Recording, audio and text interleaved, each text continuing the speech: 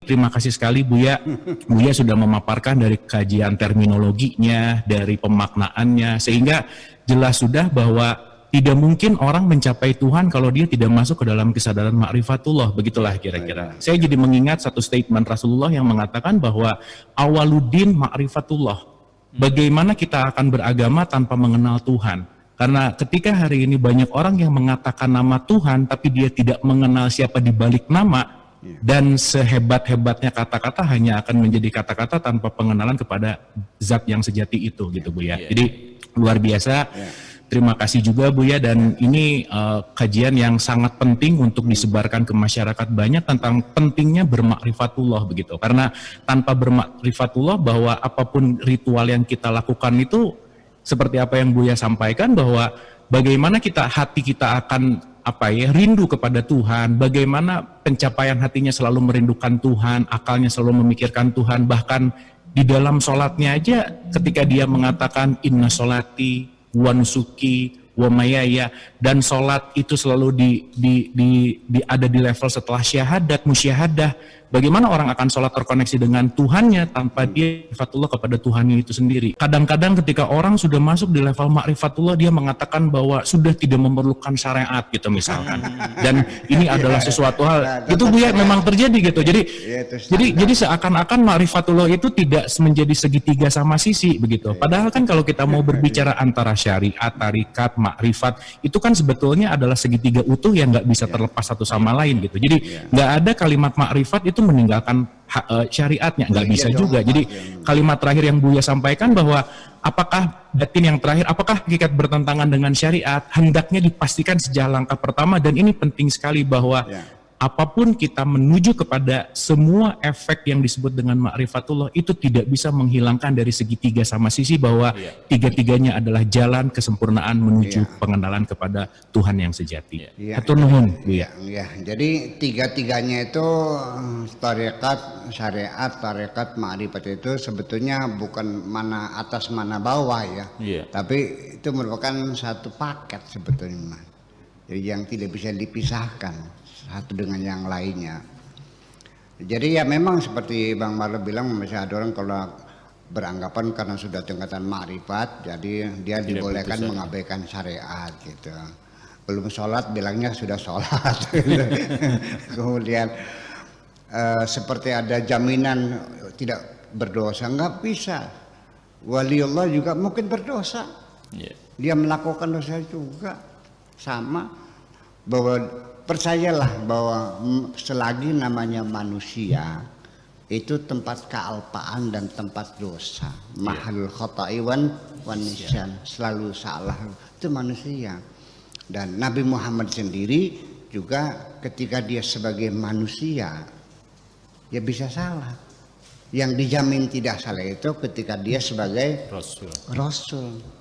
Sebagai Nabi masih bisa salah. Karena nanti di sini bedanya Nabi dan Rasul tuh, kalau Rasul tuh jubir, karena dari risalah, pesan Tuhan. Jadi dia menyampaikan pesan Tuhan melalui beliau, maka dia sebagai juru bicaranya.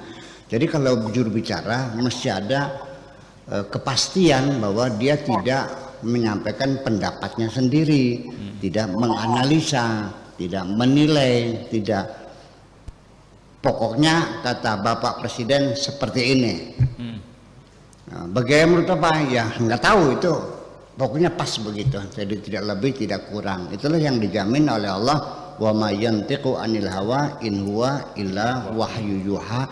Itu ketika beliau sebagai Rasul. Sampai sebagai Nabi dia ngambil keputusan salah, ditegur oleh Allah.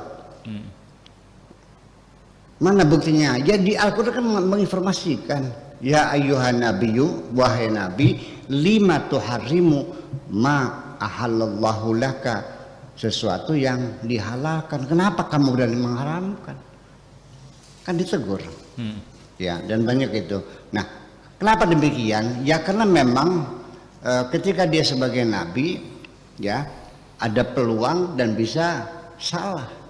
Kalau Rasul tidak, karena Rasul itu dari kata risalah, artinya pesan, surat. Jadi seperti jubir menyampaikan pesan Tuhan. Tapi kalau nabi itu beda. Rasul dari Allah, risalah. Kalau nabi itu dari nabaun. Nah, nabaun itu apa artinya? Maknanya berita. An-naba itu jamaknya al-anba. Makanya kalau di Arab itu kalau warta berita itu syaritul amba. Artinya warta berita. Jadi nabi itu adalah wazannya fa'ilun, dari kata nabaun diikutkan wazan fa'ilun, sami'un, qatilun, jarihun, ya, alimun, itu wazannya fa'ilun dari kata naba'a. Wazan fa'il itu adalah lil mubalaghah, untuk menunjukkan banyak, berlebihan, berlimpah ruah. Alimun dengan alim beda. Kalau alim itu serba tahu, kan gitu. Wazannya fa'ilun. Jadi akan tetapi wazan fa'ilun di sini itu ada makna ganda. Bisa bimana isim fa'il, bisa bimana isim maf'ul. Jadi dalam bahasa Arab min bainihim qatilun wa jarihun. Jadi qatil itu bisa pembunuh, bisa yang dibunuh. Jadi bisa, makanya jadi nabiyun itu asalnya nabiun. Jadi nabiun. Ubdilatil hamzah uyaan thumma ubdilatil ula ila tsaniyati fasara nabiyun. Asalnya nabiun menjadi nabiyun, lalu diidghamkan menjadi nabiyun. Wazannya fa'ilun. Bisa berarti yang memberikan kabar dan bisa juga yang mendapatkan kabar. Jadi kalau nabi mah sekedar memberikan kabar, tetapi kalau rasul itu yang menyampaikan pesan Tuhan, yang namanya jubir sekarangnya itu. Nah, sehingga perlu kita ketahui, makanya ketika risalah rasul itu makomnya makom tabligh, sebagai jubir hanya menyampaikan pesan. Tapi kalau nabiyun itu makomnya makom ijtihad. Jadi dia secara manusia, ya, dia berpikir, dia merasa, dia mempertimbangkan. Kalaupun mencari menyampaikan sesuatu juga mencari waktu yang tepat dan sebagainya, ada metodenya, ada segala macamnya, ya ada kelirunya.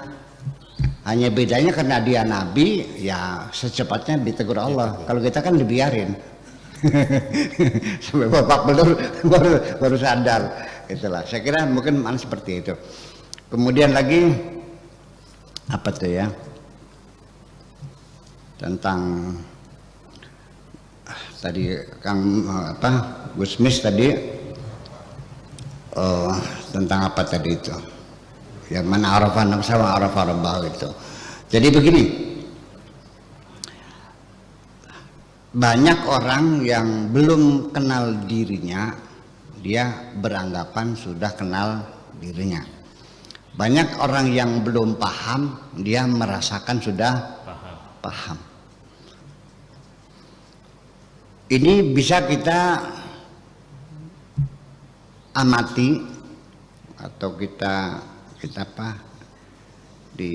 amati, kita perhatikan seseorang yang belum tahu diri, ini salah satunya, dan sangat mencolok sekali, yaitu pada saat dia menempatkan dirinya di tengah masyarakat tidak pas dengan, ya, tertolak oleh masyarakatnya.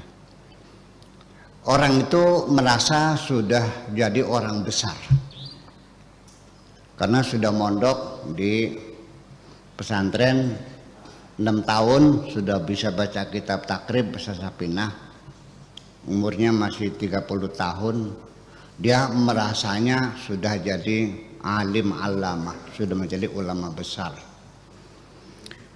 Ketika kondangan, dia langsung duduk di depan di kursi mebel tuh. Iya kan, tuan rumahnya melihat ini ada anak muda duduk di depan. Dia bilang, Pak, jangan depan nih buat kiai, saya juga kan kiai. Kelihatan banget gitu.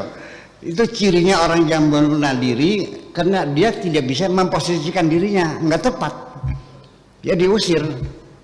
Ya, makanya kita belajarlah tawadu sajalah. Kita jangan memposisikan diri kita terlalu tinggi lah. Kita nanya sama orang lain, kan nggak enak diusir tuh. Masih mending saya masih mending kondangan saya datang aja, duduk aja di kursi plastik kan ya di belakang itu. Adapun ketika tuan rumah melihat saya, Buya masa di belakang, udah sini aja, ditarik ya bolehlah silakan kalau tapi jangan sampai saya diusir kan gitu. Nah itu ya, ini celakanya nanti Gus Mis ya, bukan hanya salah menempatkan diri, tapi juga dia seperti punya hak menempatkan orang lain. Iya, atau kata Gus Marlo mengisi rapor orang lain gitu. Jadi saya merasa seperti itu dan saya mengalaminya seringkali. Tetapi walau bagaimanapun saya tidak boleh merespon apapun. Sekalipun saya disalahkan, dibodoh-bodohin ya biar aja lah. Masa saya harus menjawabnya? Nggak usah dong. Ya nggak usah, ya udah terima kasih. Artinya bahwa tetapi saya tidak mungkin akan terjebak. Tidak mungkin itu artinya saya berharap jangan sampai saya lupa diri lagi kan begitu. Ya saya juga sering Bang Marlo ya tanya bagaimana pendapat Buya tentang Rocky Gerung, tentang Mega Sukmawati, tentang siapa lagi Gus Muafik, tentang macam kan gitu. Saya tidak akan terjebak. Tidak mungkin saya menilai orang lain. Menyalah-nyalakan nggak bisa dong. Pakai etika dong. Masa saya harus melakukan etika? Memangnya saya lebih pintar dari Rocky Gerung dikiranya? Gimana lagi? Ya udah aja gitu. Jadi saya selalu menghindar. Kalau dipaksa ya saya jawab, tapi saya di penghujungnya pasti akan menyanjung orang. Tidak mungkin saya menghina orang. Terima kasih. Iya.